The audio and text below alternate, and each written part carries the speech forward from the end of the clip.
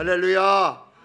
하나님의 위로와 평강과 은혜가 함께 하시기를 축원합니다. 아직 꽃이 이렇게 피기에는 이른 시기인데 제주도에는 해발 500m 중산간에 노란 꽃잎에 세복수초가 피었습니다.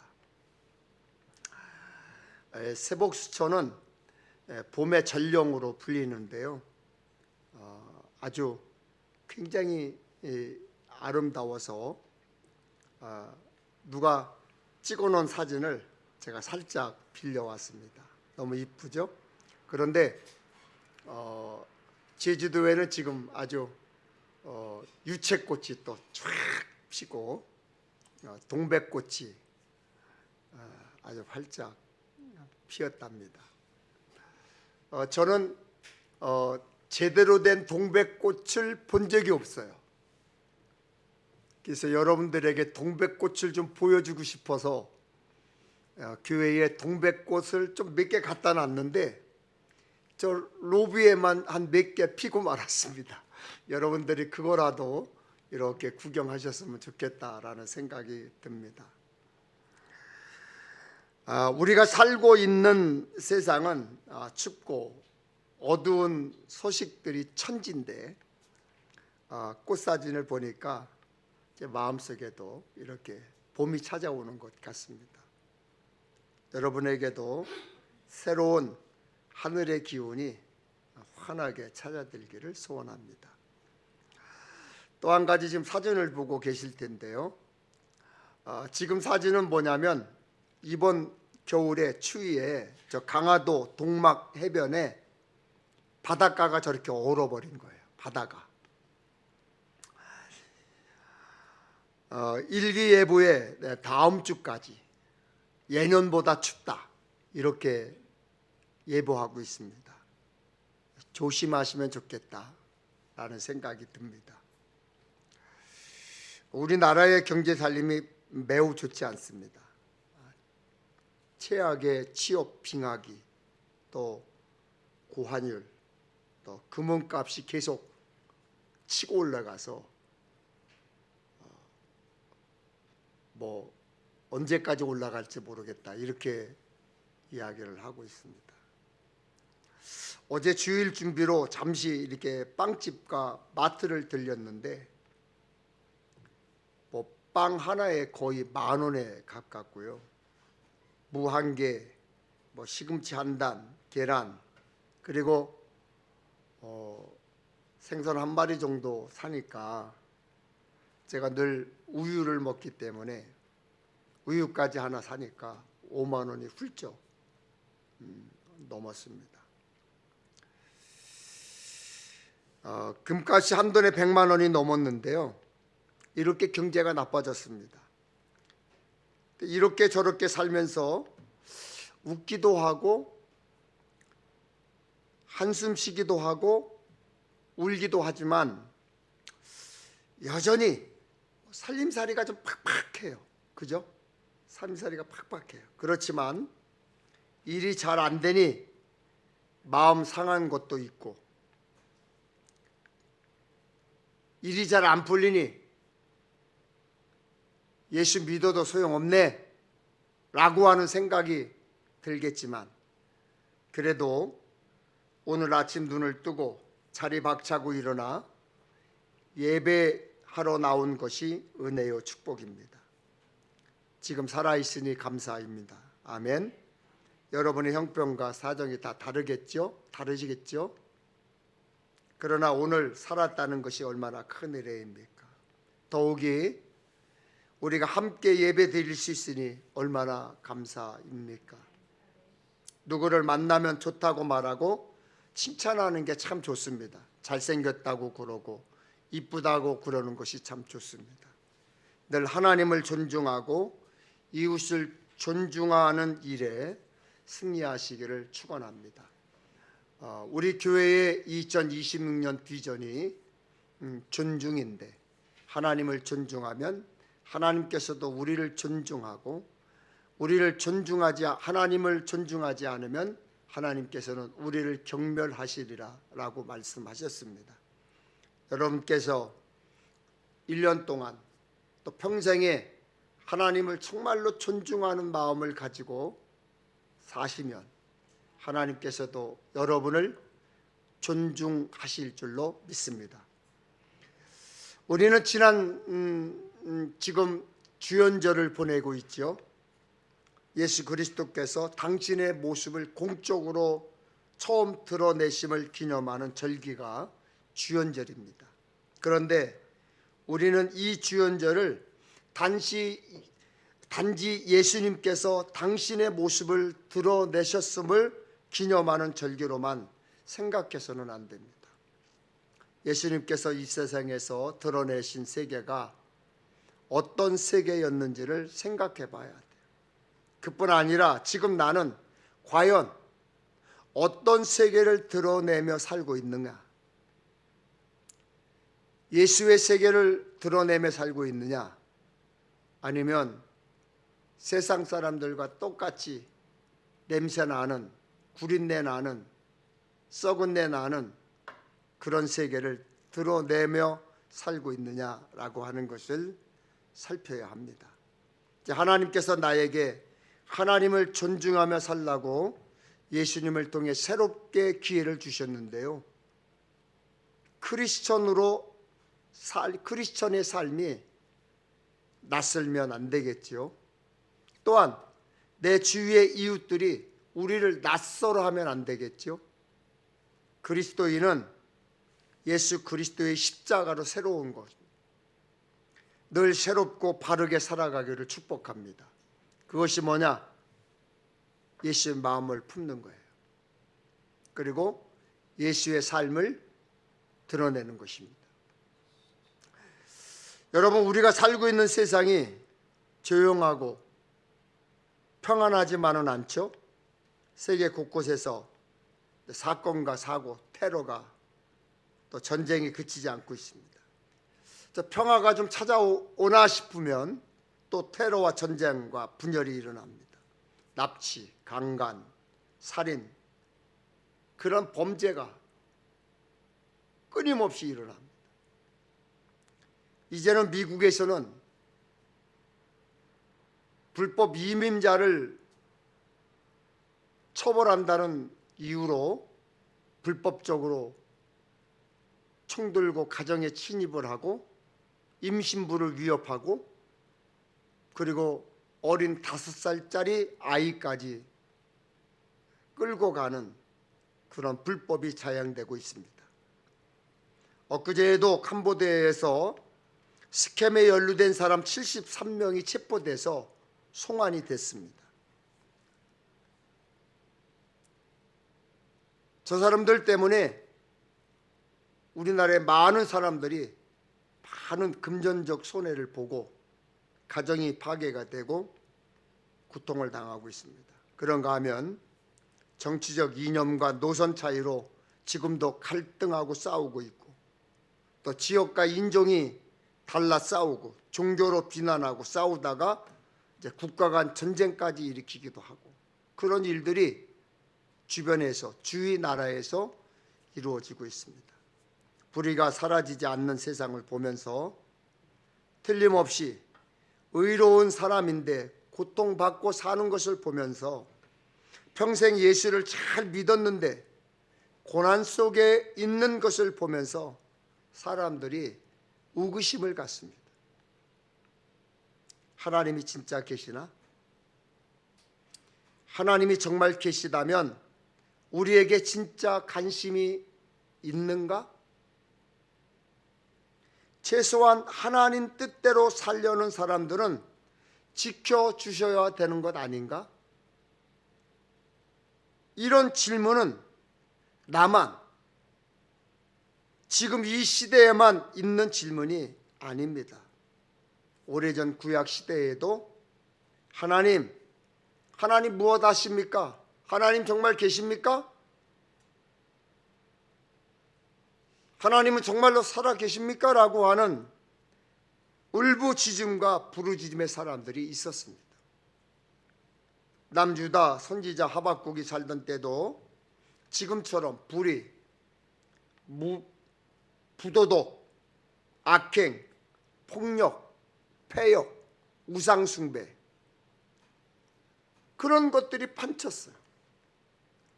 당시 남유다의 왕 여호야김은 하나님 앞에 여러 악을 행했다고 기록되어 있습니다. 에레미야 선지자의 두루마리 책을 칼로 갈기갈기 찢어내고 불살라 버린 사악한 왕이 여호야김이었습니다. 그를 둘러싼 부패, 폭력, 탐욕으로 인한 죄악이 넘쳐났습니다. 바알 숭배하고 폭정을 하고 선지자를 박해하고 말씀을 멸시를 밥 먹듯 했습니다. 그 모든 패역함, 그 모든 부패를 본 하박국이 하나님께 질문을 던집니다. 하나님은 왜 잠잠하십니까? 정말 하나님이 계시다면 어떻게 이런 일들이 있을 수 있고 이런 일들이 계속 되어지는 것입니까? 하나님이 계시다면 정말 이럴 수 있는 것입니까? 하나님 진짜 계시긴 계신 것입니까? 여러분, 하박국의 탄식 소리가 들리십니까? 그러나 하박국은 그런 탄식과 함께 기도가 멈추지 않았어요.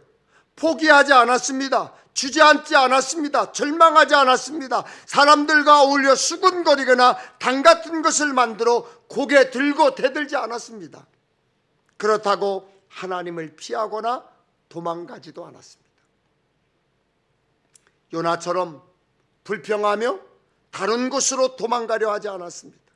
그럼에도 불구하고 선지자 하박국은 하나님을 찾았습니다. 그때 하박국은 부르짖었습니다. 그러나 하나님은 그 부르짖음에 즉각 바로 반응하지 않았어요.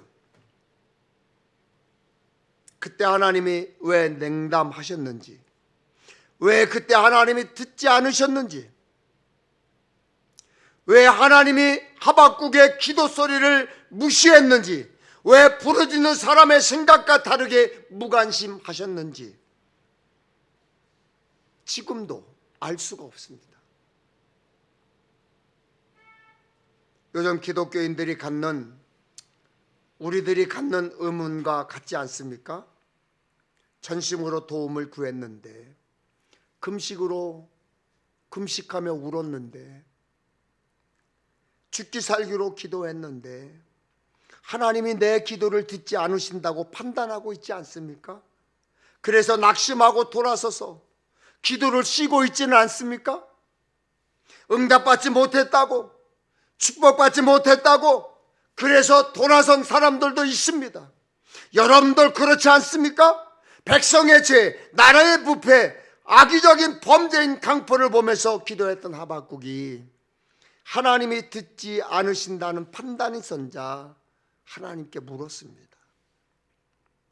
하박국 1장 2절 3절입니다.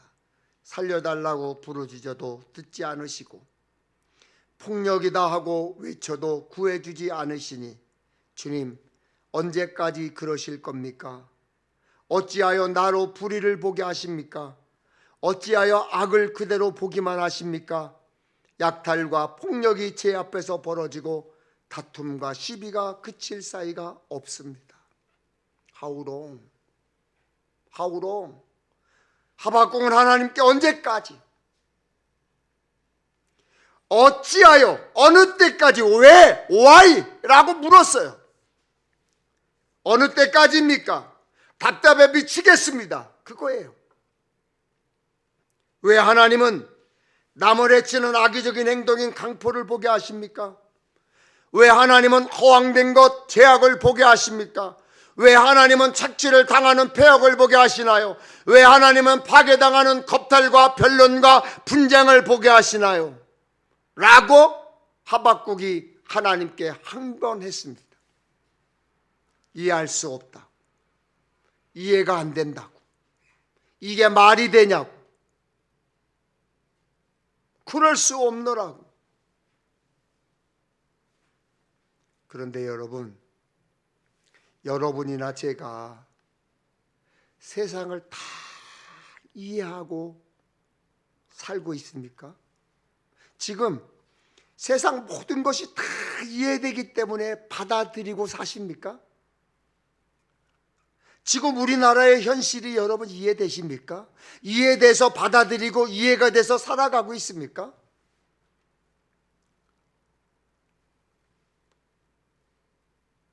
우리 삶 속에서 이해되지 않고 돌아가는 일들이 얼마나 많이 있는지 몰라요. 호모사피엔스의 155가지 신비라는 책이 있어요. 그런데 그 책에 155가지의 세계적 신비를 기록해 놓고 있는데, 브라질에서 한 소녀가 있어요. 6년 6개월 된 아이예요. 근데 6살 6개월 7일에 아이를 낳았어요.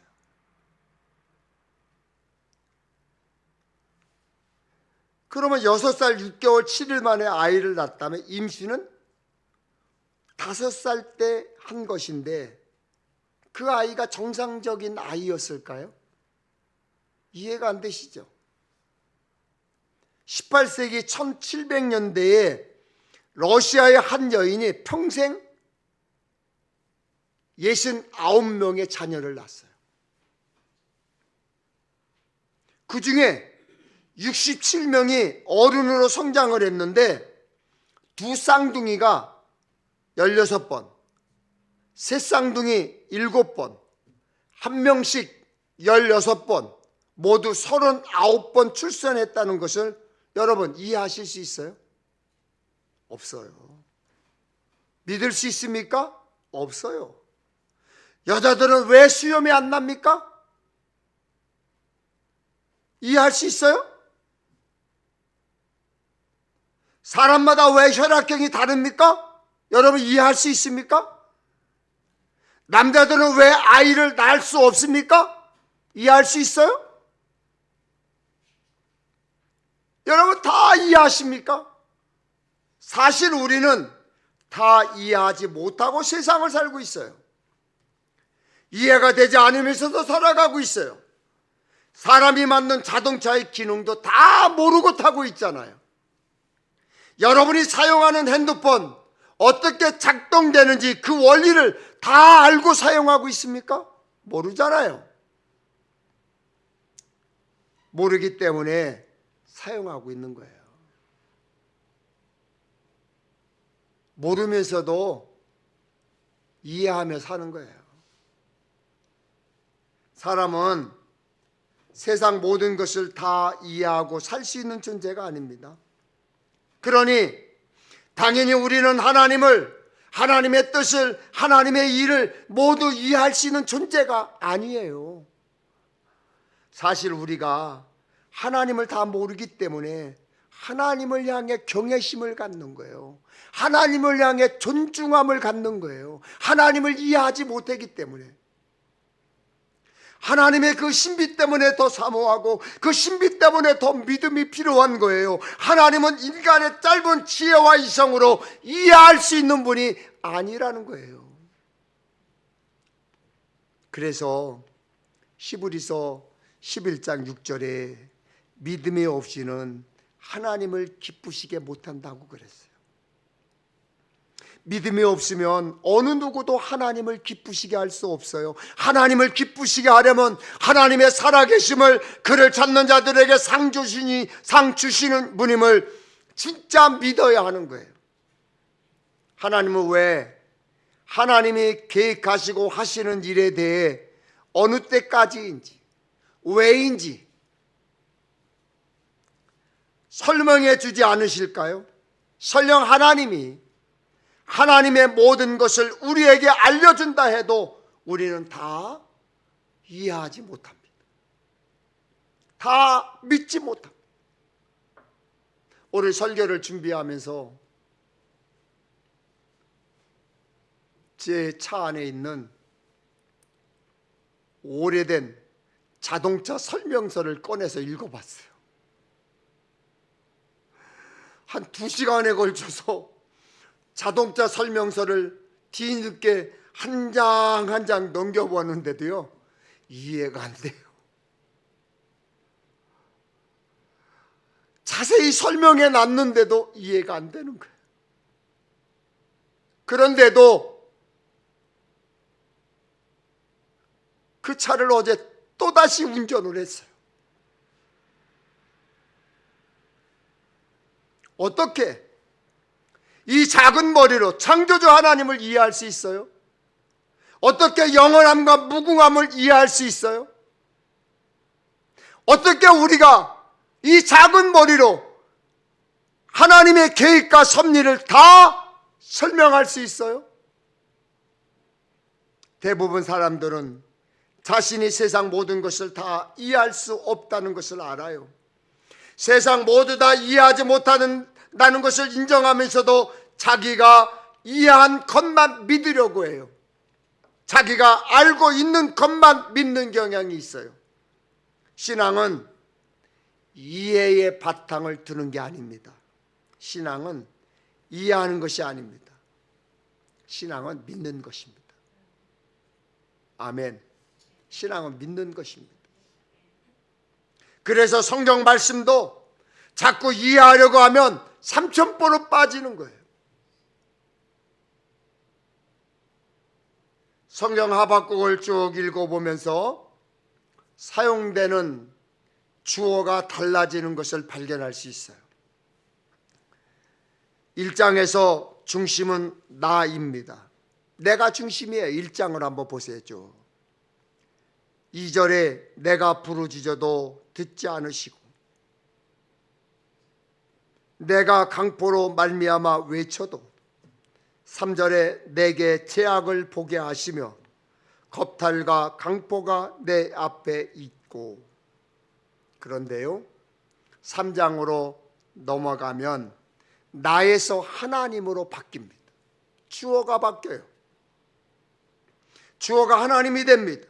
3장 2절에 주의 일을 이 수년 내에 부응하게 하옵소서. 4절에 그의 광명이 햇빛 같고 6절에 그가 서신즉 땅이 진동하며 8절에 주께서 말을 타시며 구원의 병거를 모시오니. 이것이 신앙생활의 단계예요. 신앙생활은 내가에서 주께서로 바뀌어야 합니다. 내 뜻에서 주님의 뜻으로 달라져야 돼요. 지금까지는 내가 라는 삶을 살았다 할지라도 이제부터는 주님께서 라는 단어로 바뀌어야 되는 거예요. 그게 신앙이에요. 여러분 생각해 보세요. 세월 지나 뒤돌아보면 하나님의 은혜가 아닌 것이 있던가요? 세월이 지나 뒤돌아보면서 때로는 즐거워하며 기뻐하고 행복하면서 때로는 눈물 흘려가면서 속상한 마음으로 상처 입은 마음으로 세상을 과거에 돌아왔던 모습들을 뒤돌아보면 하나님의 은혜가 아니었던 것 있으신가요? 돌이켜보면 그때가 하나님의 돌보심의 때였습니다. 그때 내가 몸부리치며 이루고 싶었던 것이 응답되었다면 어떻게 되었을까? 그때 내가 몸부림치면서 하나님 앞에 매달리면서 금식하며 울부짖었을 때 하나님께서 즉시 나에게 응답하셨다면 어떻게 되었을까? 그런 생각이 들 때가 많습니다. 결국 하나님께서는 합력하여 선을 이루십니다. 결국 하나님께서는 우리에게 선한 것을 주시고 우리에게 생명을 주시는 것입니다. 우리 삶에서 가장 힘들었던 그때가 오히려 주님을 만나는 기회입니다. 탄식하고 울고 쓰러질 뻔했지만 하나님께서 결국 선한 길로 인도해 주셨어요. 그걸 모르니 계속 하나님을 타박하지요. 있느니 없느니 따지며 죄를 짓는 겁니다. 그걸 모르니까. 성경 하박국의 시작 부분에 보면 하박국 선지자의 표현은 거의 포기와 하소연입니다. 침몰 직전이었습니다. 완전히 그의 삶은 빙하기예요. 바벨론의 사악감 때문에 하박국이 보았던 것은 파괴와 폭력과 불의와 사악감, 잔인함, 우상숭배, 이런 절망적인 것뿐이에요. 그러나 그럼에도 불구하고 하박국은 하나님께 기도했습니다. 3장 2절 쉬운 성경으로 봅니다. 여호와여, 내가 주의 명성을 들었으며 주께서 하신 일을 보고 놀랐습니다. 여호와여, 우리 시대에 주의 놀라운 일을 다시 행하여 주십시오. 우리 시대에 그런 일이 다시 일어나게 해 주십시오.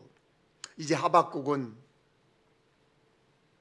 하나님이 누구신지, 어떤 분이신지 알게 됐어요. 하나님에 대해 알게 됐어요. 그래서 하나님은 놀라운 일을 행하시는 분이라고 고백합니다. 오늘을 사는 우리도 하나님이 어떤 분이신지를 확실히 믿고 고백해야 돼요.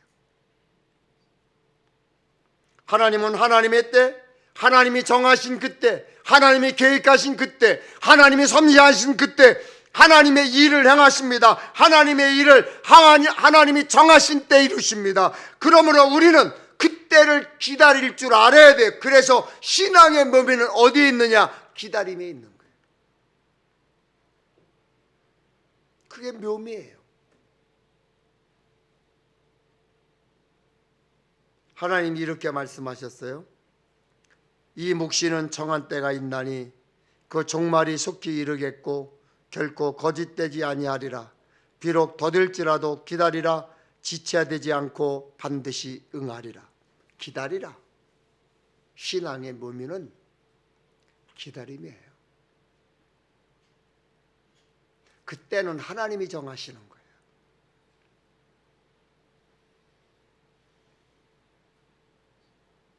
하나님의 능력을 묵상할 때 하나님의 때가 있음을 알게 됩니다. 하박국은 하나님께서 하나님의 뜻을 이루어 가심을 믿고 찬양하기 시작합니다. 원망이 찬양으로 바뀌어요. 절망이 찬양으로 바뀌어요. 그렇지만 하박국의 상황이 바뀌어진 것은 아무것도 없어요.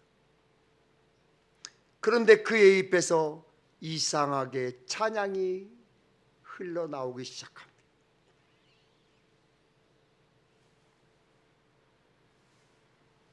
하박국 3장 17절 18절입니다. 비록 무화과 나무가 무성하지 못하며 포도나무에 열매가 없으며 감람나무에 수출이 없으며 밭에 먹을 것이 없으며 우리의 양이 없으며 외양간에 소가 없을지라도 나는 여호와로 말미암아 즐거워하며 나의 구원의 하나님으로 말미암아 기뻐하리로다. 여러분, 기막힌 상황이에요. 참으로 어려운 역경의 때, 고난의 때 하박국이 했던 고백은 잘 견디겠습니다, 잘 하겠습니다, 그 정도가 아니에요. 참고 견디겠습니다, 그 정도가 아니에요. 여호와로 인하여 즐거워하고 구원의 하나님은 기뻐하셨고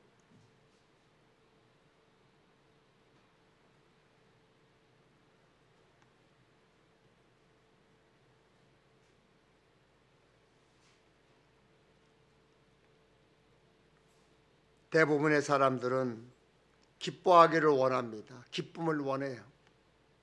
기뻐했으면 좋겠다. 기뻤으면 좋겠다.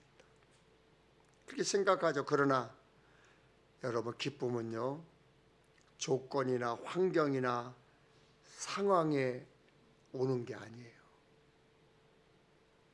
많은 것을 잃어버린 사람, 필요한 것을 갖지 못한 사람일지라도 주 하나님을 만나면 누릴 수 있는 것이 기쁨의 은혜예요.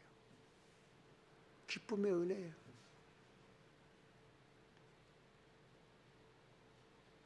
저희 누님이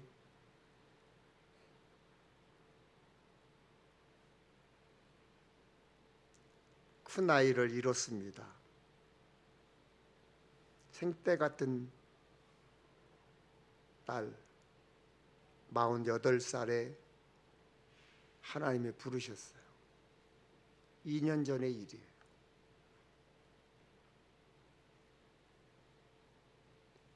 요즘 제가 자주 갔다가 요즘 자주 안 가요. 왜요? 부부가 집에서 교회까지 한 15분 가야 돼요. 차 끌고 한 15분 가야 돼요. 시골길인데 도시는 15분이면 짧은 거리죠. 그런데 시골은 서산이니까 15분 가면 한참 가야 돼요. 그분 집에서 교회를 나오려면 꾸불덩꾸불덩 농로를 타고 나와요. 한 번도 새벽 기도를 빠진 적이 없고 주일을 범한 적이 없고, 주일날 오후에 늦게 그분을 만나려면 교회에 가서 만나야 돼. 모든 성도들이 다 떠나고 목사님까지 다 떠난 다음에 두 부부가 교회를 하나 차곡차곡 살펴보고 닦고 고치고, 물론 다른 성도들도 그렇게 했겠죠. 근데 그분들은 마지막까지 남아서 교회를 다 살펴보고 주택을 살펴보고 주방까지 다 살펴보고, 혹시라도 주방의 행주라도 뭉쳐놨다면 그걸 다 빨아서 털어서 걸어놓고, 그리고 마지막까지 있다가 차를 끌고 집으로 들어와. 제가 물어봤어요. 추어탕 한 그릇 사드리면서, 권사님, 저희 매부는 장로님이시고 원로 장로고 저희 누님도 원로 권사인데 올해 벌써 78이시네요. 저희 누님이. 권사님, 나이가 있고 힘이 붙이는데 괜찮아요? 목사님, 기뻐서 하는 거예요. 두 가지입니다. 하나는 기뻐서 하는 겁니다. 그리고 딸 이름을 불러가며 천국에서 만날 것을 기대하며 기쁨으로 하는 겁니다. 두 번째는 가만히 앉아 있으면 자꾸 딸 생각이 난대요. 자꾸 딸 생각이 난대요. 그래서 교회에서 그렇게 봉사를 하노라고 그래요. 그래서 제가 그랬어요. 권사님, 잊어버리려고 그렇게 하지 마시고 진짜 주님을 만나서 천국의 기쁨을 소망했으면 좋겠습니다. 이렇게 말한 적이 있었어요.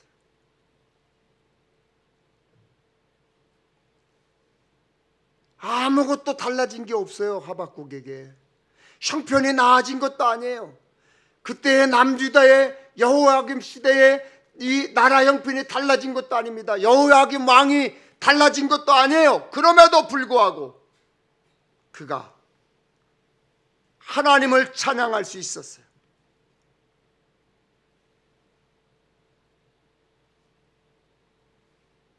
그때 하박국이 힘을 얻었어요. 사슴 같은 발로 높은 곳으로 다니게 되었다는 것입니다.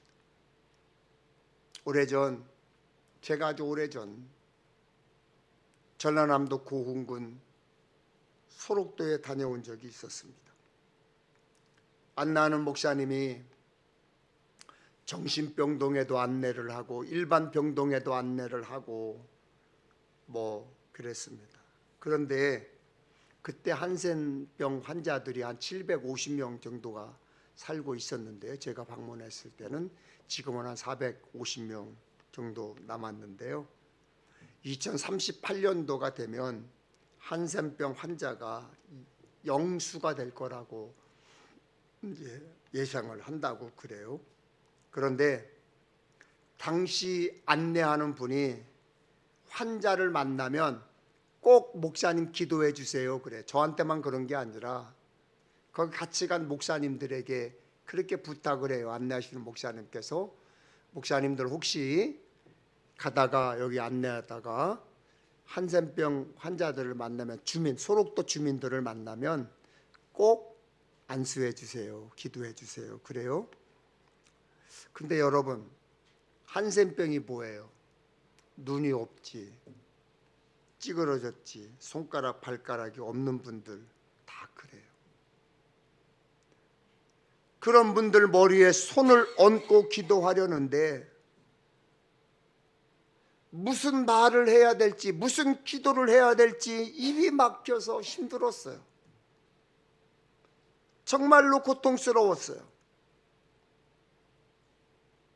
그리고 내 마음속에는 혹시나 이 한센병이 옮겨오지는 않을까? 라는 의구심이 들어졌어요. 그런데 어떤 할머니께서 한쪽 눈은 뭉개져 있고 한쪽 눈만 겨우 뜨고 다니시는 할머니가 저를 보더니 이렇게 말씀하시는 거예요. 목사님이시구먼. 멀리서 오셨나 봐. 감사해요. 복 받을 거야. 좋은 일 많이 하세요.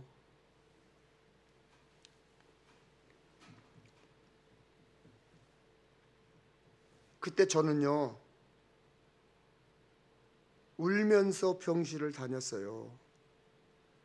같이 간 목사님들도 사모님들도 우시는 분들이 꽤 있었는데 왜 우셨는지는 모르겠지만 저는 그분들이 불쌍해서? 아니요.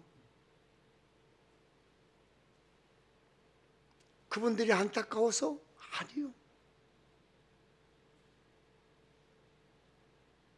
그분들이 가족들 반겨주지 않는 가족들을 떠나서 소록도라고 하는 고립된 동네에 와서 사는 것이 너무 불쌍해서? 아니요. 내가 감사하지 않고 살고 있어서,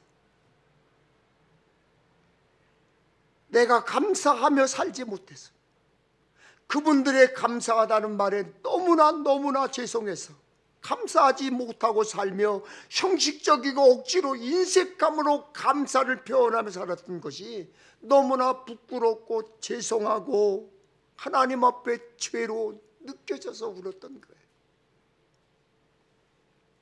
그때 저는 이런 생각을 했어요. 조금만 마음에 안 들어도, 조금만 속상해도 투덜대는 사람들, 기도 잠깐 하고 응답 늦다고 투덜대는 사람들, 모두가 그런 소록도 섬에 가서 좀 가봐야 되겠다, 이런 생각이 다 들었어요. 소록도가 어딥니까? 아기 사슴섬이란 뜻이에요. 소록이 아기 사슴이란 뜻이에요. 그런데 소록도가 한센인들의 마지막 종착지잖아요. 인간 마지막 섬 소록도에 어디도 갈 것 없는 외면받고 내쫓은 한센 병자들이 사는 섬이지만 예수 믿는 우리 그리스도인들이 꼭 가봐야 될 섬이기도 해요. 여러분, 그 섬에 가보고 싶지 않습니까? 그게 무슨 섬인지 아십니까? 없을지라도 섬이에요. 없을지라도. 여러분 들어보셨습니까?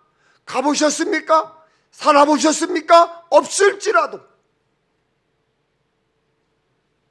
본문 하박국 3장 17절 18절입니다. 비록 무화과 나무가 무성하지 못하며 포도나무에 열매가 없으며 감람나무에 소출이 없으며 밭에 먹을 것이 없으며 우리의 양이 없으며 외양간에 소가 없을지라도 나는 여호와로 말미암아 즐거워하며 나의 구원의 하나님으로 말미암아 기뻐하리로다. 다니엘서 3장 18절입니다. 그렇게 하지 아니하실지라도 왕이요 우리가 왕의 신들을 섬기지도 아니하고 왕이 세우신 금 심상에게 절하지도 아니할 줄을 아옵소서. 표준세 번역 성경을 보니까 이렇게 번역되어 있어요. 비록 그렇게 되지 않더라도 우리는 임금님의 신들은 섬기지도 않고 임금님이 세우신 금 신상에게 절을 하지도 않을 것입니다. 굽어 살펴 주십시오.